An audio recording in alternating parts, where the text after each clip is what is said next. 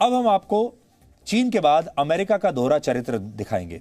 एक चरित्र तो आप सबने देखा है जिसमें वो खुद को सुपर पावर के रूप में दिखाता है और अपने लोकतंत्र को सबसे मजबूत बताता है। यहां तक कि दूसरे देशों के मामलों में सबसे ज्यादा नसीहतें अमेरिका ही देता है और कई बार सीधे हस्तक्षेप भी करता है। और आज हम उसी अमेरिका का दूसरा चरित्र आपको दिखा रहे हैं और ये जो चरित्र है ये एक स्वार्थी देश के रूप में आपके सामने आएगा, क्योंकि अमेरिका बहुत स्वार्थी देश की तरह व्यवहार कर रहा है आजकल। हम क्यों कह रहे हैं ऐसा? क्योंकि जब पिछले साल अमेरिका कोरोना वायरस की महामारी से बहुत संघर्ष कर रहा था, बुरी हालत में था, तब वहां के राष्ट्रपति डोनाल्ड ट्रंप ने प्रधानमंत्री नरेंद्र मोदी से मदद मांगी। उन्होंने कोरोना वायरस से लड़ने में कारगर हाइड्रोक्सी क्लोरोक्विन टैबलेट्स भेजने की गुजारिश भारत से की थी। भारत ने उनके अनुरोध को स्वीकार किया और पिछले साल 1 मई को 5 करोड़ डोज इस दवाई की भेज दी, जिससे लाखों अमेरिका के लोगों की जान बचाई गई। उस समय कैसे अमेरिका ने हमारा धन्यवाद भी दिया था, ये सब आपको हम दिखा रहे हैं। असल में ये दवा मलेरिया के इलाज में बहुत काम आती है। हमारे यहाँ इसका प्रोडक्शन सबसे ज्यादा होता है पूरी दुनिया में, क्योंकि एशिया के गरीब देशों में यह बीमारी ज्यादा फैलती है, जिस वजह से इस दवा की जरूरत यहाँ बहुत पड़ती है। उस समय अमेरिका ने भारत का एहसान माना था, लेकिन आज वही अमेरिका एहसान फरामोशी कर रहा है। आज जब हमें कोरोना की वैक्सीन बनाने के लिए रॉ मटेरियल की जरूरत है अमेरिका से, तब वो नियमों का हवाला देकर चुप बैठ गया है और उसने हमारी वैक्सीन के लिए जरूरी रॉ मटेरियल्स देने से, कच्चा माल देने से मना कर दिया है। इसे आप ऐसे समझिए कि अमेरिका ने इसी साल फरवरी में कोरोना की वैक्सीन को लेकर अपने देश में एक बड़ी राष्ट्रवादी नीति अपनाई और डिफेंस प्रोडक्शन एक्ट लागू कर दिया। इस एक्ट के तहत अमेरिका की फार्मा कंपनियों को कुछ दवाओं और उनके रॉ मटेरियल्स को एक्सपोर्ट करने की छूट नहीं है। कुछ खास दवाओं को वो एक्सपोर्ट नहीं कर सकते और उन दवाओं में बनाने में जो रॉ मटेरियल काम आता है उसे भी एक्सपोर्ट करने पर मनाही है। इसके पीछे अमेरिका का मकसद है कि वो केवल अपने देश के लोगों को जल्द से जल्द वैक्सीन लगाना चाहता है। वो सिर्फ ये चाहता है कि सबसे पहले जो दवाई है कोरोना वायरस की, वो सबसे पहले उसके यहां बने और उसके देश के लोगों को, उनके लोगों को पहले मिले। इसलिए वो बाकी देशों को ये रॉ मटेरियल और दवाइयां नहीं दे रहा और बाकी देशों की उसे कोई चिंता नहीं है।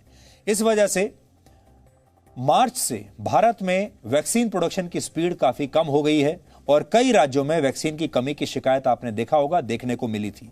लेकिन आपने यह भी देखा होगा कि भारत जैसा जो देश है उसने बहुत बड़ा विशाल हृदय दिखाया था। भारत ने बहुत सारे पड़ोसी देशों की मदद की, इस दौरान बहुत सारे गरीब देशों की भी मदद की और भारत सरकार ने अपने यहाँ बनी हुई कोरोना वायरस की जो वैक्सीन है उसे बहुत सारे देशों को भेजा, दवाइयों को भेजा। अमेरिका का उदाहरण अभी हमने आपको दिया, हमने अमेरिका को भी दवाइयां भेजी, लेकिन अमेरिका ने इसका ठीक उल्टा किया है।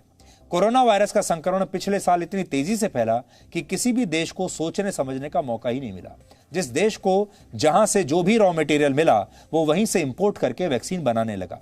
हमारे देश में बनने वाली वैक्सीन को प्रभावी बनाने के लिए एक खास सॉल्ट, जिसे एडजुवेंट कहते हैं, इसकी जरूरत होती है जो अमेरिका से मंगाया जाता है और ये सॉल्ट इम्यून सिस्टम के रेस्पॉन्स को बढ़ाता है।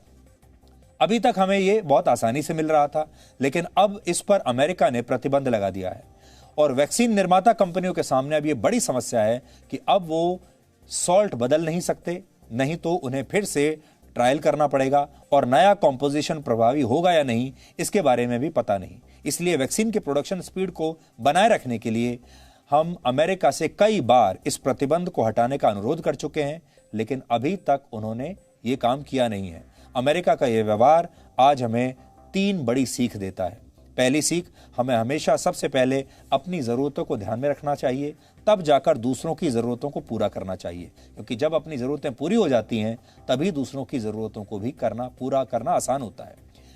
हमने गलत देश पर विश्वास किया। कहावत है कि अच्छे दोस्तों की पहचान मुश्किल समय में होती है। अमेरिका से हमने दोस्ती निभाई, जब उसे ज़रूरत थी तब हमने उसकी मदद की, लेकिन अमेरिका ने हमारी मदद नहीं की। ये अच्छे दोस्त की निशानी नहीं है। और तीसरी बात, जैसे ही व्यक्ति बदला, जैसे ही नेता बदला, जैसे ही सरकार बदली, वैसे ही नीतियां भी बदल गई। इस घटना से हमें यह सीख मिलती है। अमेरिका जैसा जो देश है वो ये कहता है कि हमारे यहाँ सरकारें भी बदल जाएं और नेता भी बदल जाए, तब भी हमारे यहाँ जो नीतियां हैं और विदेश नीति जैसी जो चीजें होती हैं वो स्थायी रहती हैं। हम अपनी नीतियां बार बार नहीं बदलते। लेकिन जैसे ही नेता बदला, उन्होंने नीतियां भी बदल दी। जब तक डोनाल्ड ट्रंप थे तब तक अमेरिका और भारत एक दूसरे के अच्छे दोस्त थे, लेकिन जो बाइडेन के आने के साथ ही अमेरिका की नीतियां बदलने लगी हैं, जो भारत के लिए शुभ संकेत नहीं है। Presenting B News app, available on Google Play and App Store. Download it now.